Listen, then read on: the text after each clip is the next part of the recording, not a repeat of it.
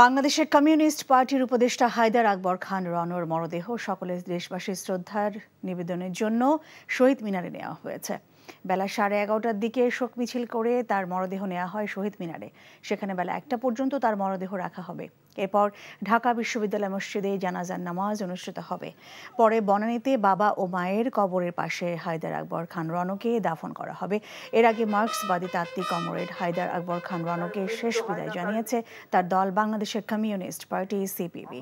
সকালে রনর মরদেহ পুরানা পল্টনে সিপিবি কেন্দ্রীয় কার্যালয়ে নেওয়া হয়। প্রবীণ এই রাজনীতিবিদ ছিলেন সিপিবির উপদেষ্টা। শুক্রবার রাতে ঢাকার পান্থপথের হেলথ অ্যান্ড হোপ হাসপাতালে চিকিৎসাধীন অবস্থায় মারা যান হায়দার আকবর খান রন।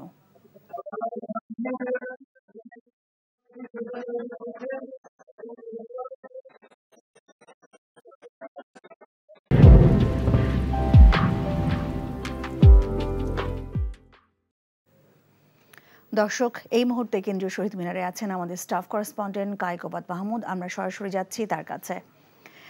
কায়কোবাদ, আপনার কাছে গণশ্রদ্ধা নিবেদন নিয়ে কি তথ্য আছে এবং কারা কারা আসলে শ্রদ্ধা জানাতে এসেছেন, বিশেষ কোনো ব্যক্তিরা এসেছেন কিনা সেই বিষয়ে আমরা জানতে চাই।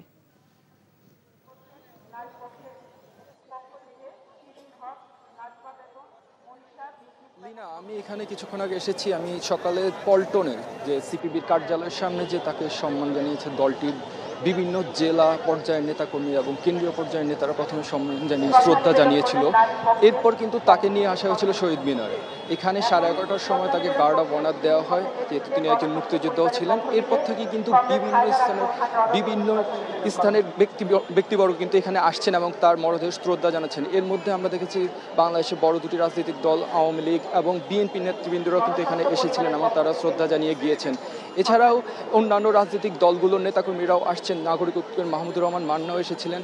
আর এছাড়াও বিভিন্ন সাংস্কৃতিক অঙ্গনের ব্যক্তিদের আমরা কিন্তু এখানে দেখতে পাচ্ছি।